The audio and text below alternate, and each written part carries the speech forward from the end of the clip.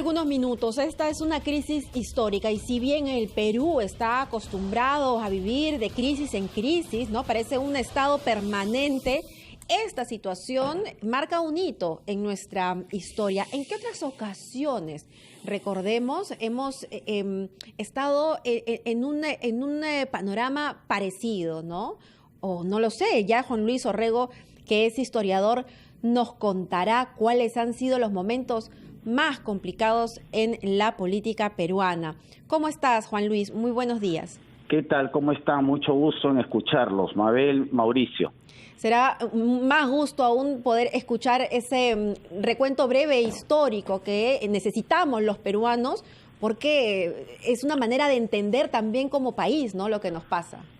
Sí, mira, pero en lugar de hablar de muchas crisis, yo prefiero concentrarme en una que ocurrió hace 90 años, que es muy parecida a la que estamos viviendo en este momento.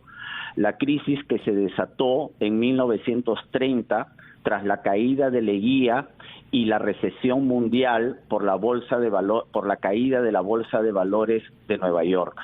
El Perú entre 1930 y 1933 tuvo como 6 mandatarios, algunos interinos, ¿no? Porque cae Leguía, asume Manuel María Ponce, llega Sánchez Cerro desde Arequipa, luego Sánchez Cerro tiene que renunciar para que se convoquen elecciones.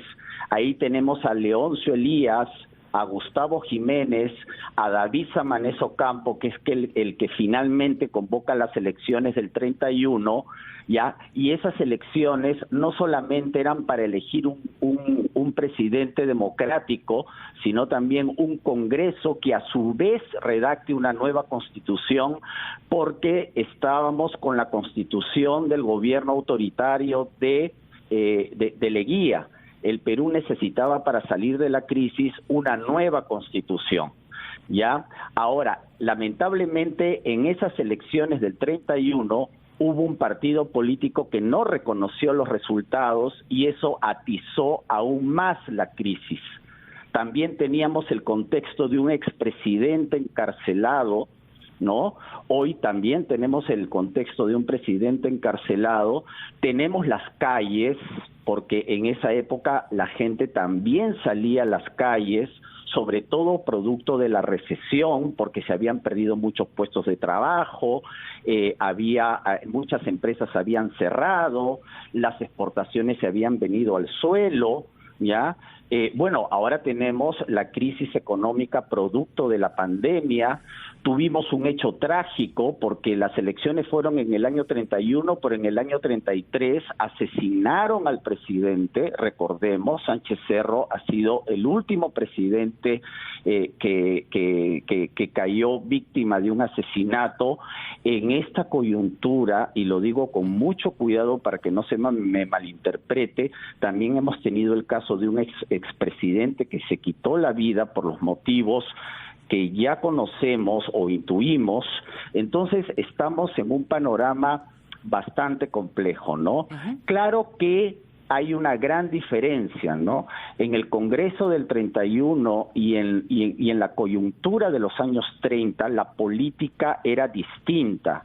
Ya se jugaban visiones del país, se jugaban planes de gobierno, había diferencias ideológicas, los políticos eran relativamente articulados, leídos, con propuestas.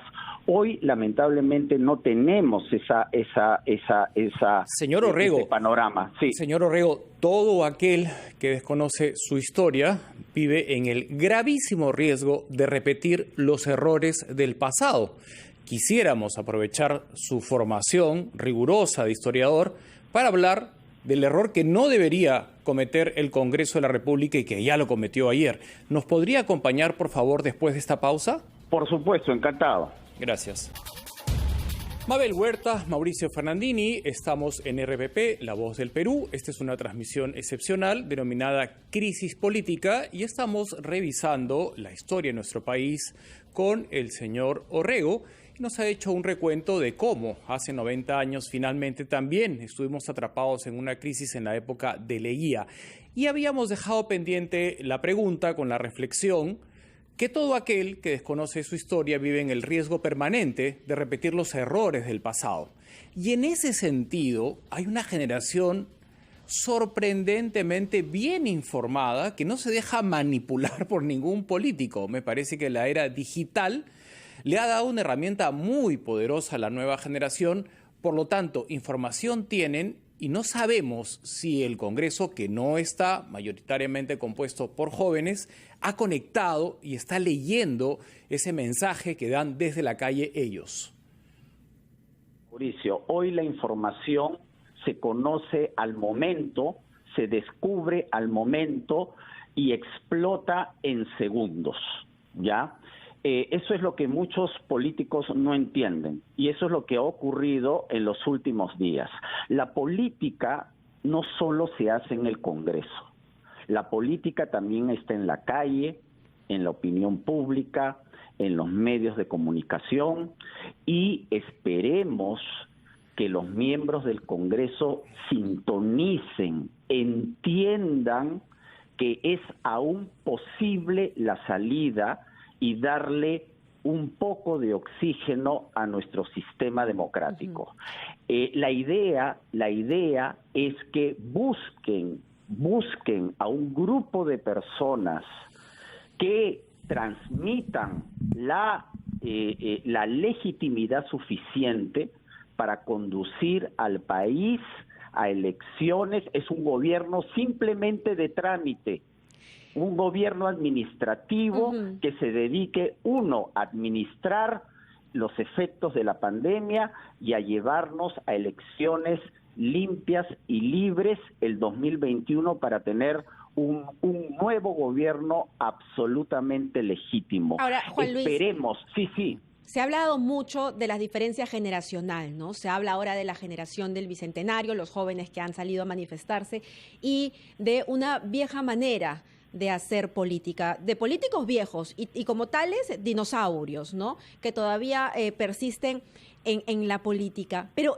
este actual Congreso, este en particular, no es que esté lleno de dinosaurios, son políticos que están haciendo otro tipo de política que está más relacionada a sus propios intereses, al parecer. Exactamente. No hay interés, no hay propuestas, no hay cuestiones ideológicas, hay intereses subalternos, lamentablemente. Hay mucha gente con procesos judiciales, penales, defendiendo negocios no muy claros. Eso es evidente. La población ya está notificada. Por eso van a tener que actuar, esperemos, pensando, miren, maquiavélicamente hablando ya, también en su propia salvación, porque es posible que si no reaccionan, le añadan más gasolina a la situación y nadie quiere que esto salga de control. La situación ya está lo suficientemente delicada como para seguir arriesgándose. Hay la salida. Yo creo que es posible una salida relativamente consensuada para que haya una mesa directiva que genere confianza y un gobierno transitorio que convoque personalidades de diversos sectores con probada honradez.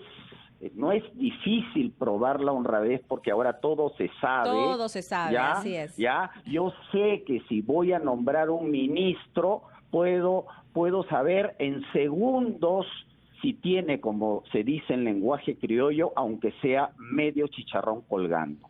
¿Se dan cuenta? Es absolutamente ciego apostar por gente que se sabe que ya está cuestionada. Miren, en ese sentido, sí, es un momento muy importante porque hemos vuelto a algo básico de la democracia. El poder emana del pueblo. El pueblo no quiso a este gabinete liderado por Antonio Flores Arauz. Y yo no creo que el tema sea la edad. Hay gente muy grande, muy sabia, muy democrática, muy conectada al sentir de la calle. No tiene nada que ver si tiene 70 u 80 años. No se usa nunca más la verticalidad, la prepotencia, yo te impongo, yo te callo, yo te La mando soberbia. a tu casa, no marches, no. No. ¿En qué momento se quedaron? ¿No? Claro, mira, Mauricio, la ceguera es transversal. O sea, yo también puedo tener 20 años y tener una visión muy obtusa de la realidad, ¿no? La realidad no es como la quisiéramos ver, la realidad es lo que es. En historia siempre nos enseñaron que la realidad no se puede ver con un solo reflector. Hay que encender la mayor cantidad de reflectores. Y si no nos ponemos en los zapatos del otro, vamos a seguir cometiendo estos errores. Mire, antes de terminar, Mauricio y Mabel, hace más de 30 años que soy profesor universitario y quiero expresar mi solidaridad y mi profundo dolor por los jóvenes caídos y por los que aún están desaparecidos. Un dolor tremendo con sus familias.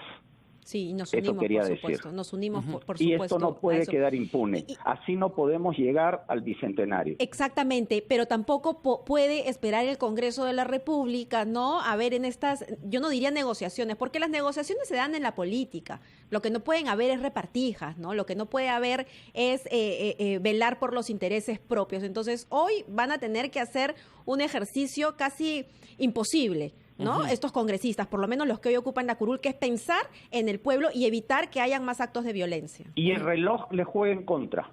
Así están. Así es. Ayer hemos sido testigos, ¿no?, que en un sistema, lo que queda democrático, tenían la responsabilidad de ponerle punto final a la crisis. Y ellos solitos, ante el país, han dicho, ok, Rocío Silva Santisteban, tú vas a manejar el carro, el copiloto va a ser el señor Francisco Sagasti y te van a asistir estos otros congresistas. Arranquemos.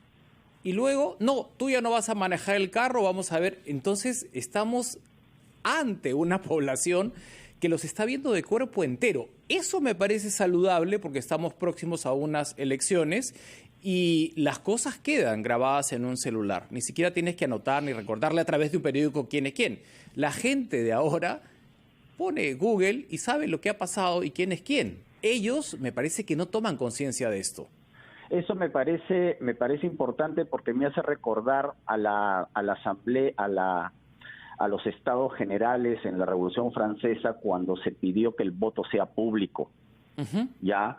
El voto puede ser secreto en el Congreso, pero ahora el voto tiene que ser público y va a ser público para que la ciudadanía esté notificada quiénes fueron los que votaron así o asá, como ayer ocurrió, ¿no? Este es el único país del mundo en el que un Congreso elabora una lista de consenso, votan por la lista de consenso y la rechazan. Increíble lo que está sucediendo. Absurdo, en plena pandemia, no nos olvidemos, Juan Luis. El mundo al revés, el mundo al revés. No nos olvidemos del contexto, además, en plena pandemia, con dos familias enlutadas porque asesinaron a sus hijos. Entonces, hay una desconexión absoluta de lo que está pasando de la clase política con la realidad.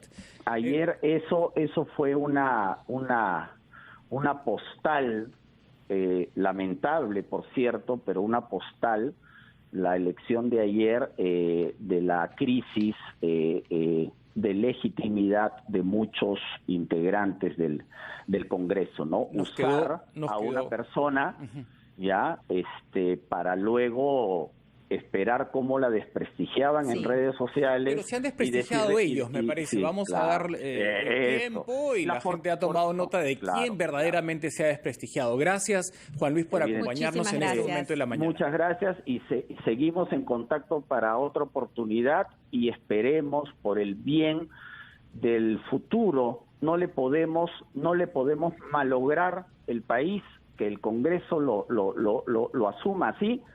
Nadie tiene derecho aquí a malograrle el país a estos chicos que recién están enfrentándose a la vida. De acuerdo. Totalmente ¿Ya? de acuerdo. Muchísimas gracias. Muchas Hasta gracias. luego. Hasta Vamos luego. a hacer una pausa para hoy. Está igualmente Mauricio, se ha convocado a una nueva marcha. Es a la 1 o a las 2 de la tarde. Igual todos ya están notificados. Y es imposible, ¿no?, impedirle a los jóvenes manifestarse. Están en su total derecho, pero también tienen que tener en cuenta que hay riesgos. Estamos en plena pandemia, tú lo señalabas. Y precisamente con eso, sobre cuál es el riesgo de contagiarse, cuáles son las recomendaciones que deben tener las personas que van a las manifestaciones, regresamos con el doctor Huerta.